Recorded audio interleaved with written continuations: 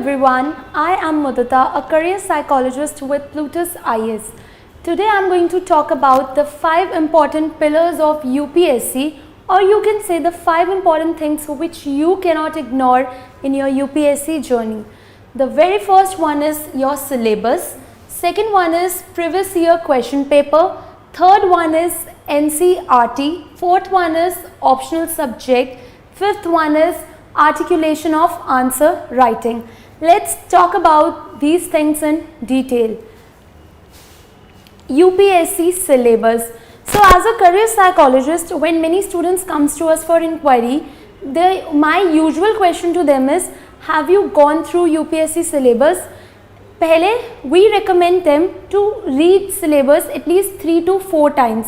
एक आपको broad perspective मिलता है, कितने टॉपिक्स आप जानते हो, कितने टॉपिक्स पे आपको वर्क करना है, किस तरीके से पैटर्न है सिलेबस का, किस तरीके से चीज़ें दे रखी हैं, किस टॉपिक को कितने एक्सपैंड करके दे रखा है एंड किस तरीके से डिवाइडेड है course. Secondly, previous year question paper. Now previous year question paper आपको एक ओवरव्यू देता है कि पेपर किस तरह फॉर्म होता है. For example, elimination method. जब आप बिल्कुल एक जर्नी में जा रहे हो जिसका आपको कोई आइडिया नहीं है, जब आप एलिमिनेशन मेथड सुनते हो आपको लगता है बहुत डिफ़िकल्ट है, बट जब आप पेपर देखते हो आप उसे 2-3 बार सॉल्व करने की कोशिश करते हो तो उस मेथड को आप समझते हो, आपको चीज़ें समझते हैं कि किस तरीके से आप to eliminate between the options. और जब आप प्रीवियस ईयर क्वेश्चन पेपर देखते हो तो आपको एक और चीज़ पता चलती है, दैट इज़ कि किस सब्जेक्ट से कितने क्वेश्चंस आए हैं. फॉर एग्जांपल, इकोनॉमिक्स से पिछली बार 20 क्वेश्चंस थे, उससे पिछली बार 15 थे, उससे पिछली बार 8 थे. तो बच्चों, आपको पता चलता है कि उस सब्जेक्ट से कितने क्वेश्चंस आ रहे हैं.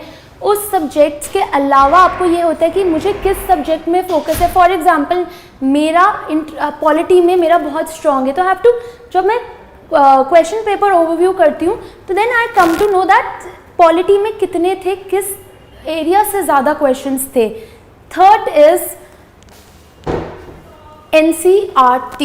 नाउ NCERT बहुत आपको ना एक बहुत जब एंटर करते हो ना, बहुत यहाँ से बहुत जगह से आप सुनते हो NCERT आपका बेस बनाती है. Definitely yes, NCERT gives you a vision कि आप जो स्टैंडर्ड बुक्स पढ़ने वाले हो वो किस तरह होनी चाहिए. आप स्टैंडर्ड बुक का डीपली एनालिसिस करते हो, बट NCERT एक ओवरव्यू देती है. एक बेसिक एग्जांपल से बताऊंगी, व्हाट इज़ इंडियन कॉन्स्टिट्यूशन. ये मैं अपने हर बच्चे को एक एग्जांपल से बताती हूँ कि इंडियन कॉन्स्टिट्यूशन, आपका Indian constitution at work 11th class की NCERT में इसका पूरा चैप्टर है. Indian constitution also includes your fundamental rights, directive principles, articles, laws, federal principles, Gandhian, socialist, many thing. Now अगर आपने M लक्ष्मीकांत सुनी है, that is the standard book, उसमें प्रॉपर चैप्टर्स है इसके. अगर आपको यही नहीं पता इंडियन कॉन्स्टिट्यूशन का मतलब क्या है, डॉक्टर BR अम्बेडकर का रोल क्या था, ड्राफ्टिंग कमेटी कब सैंक्शन हुआ, तो आप उसको उसके अंदर क्या है, मतलब उसके एडवांस पढ़ के आप क्या करोगे, आर्टिकल्स को पढ़ के क्या करोगे जब आपको पता ही नहीं है कि वो बना कैसे है. That is why NCERT overview देती है आपको कि आगे किस तरीके से आपको पढ़ना है. Fourth is optional subject. Optional is the game changer. Now बहुत बच्चे ना एक भीड़ को देख के ऑप्शनल सब्जेक्ट अपना ऑप्ट करते हैं. For example, last year history से टॉपर है, चलो हिस्ट्री लेते हैं. ज्योग्राफी से टॉपर है, ज्योग्राफी लेते हैं. Optional subject, you have to choose your optional subject very wisely. 500 marks, paper 1, paper 2. एक आपको ना एक कैलकुलेशन के साथ इसको चुनना है. पहली चीज़ कि देखो कौन सा ऑप्शनल कम टाइम कंज्यूमिंग है ताकि मैं उसे ज़्यादा टाइम दे सकूं. सेकेंडली उसका कंटेंट कितना अवेलेबल है मार्केट में. थर्डली कि उसमें सक्सेस रेशो कितना है.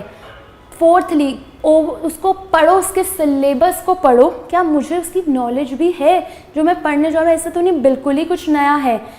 ठीक. So I would definitely recommend to my students that if you are thinking for an optional, just first indulge into the GS, just have an overview of the GS portions.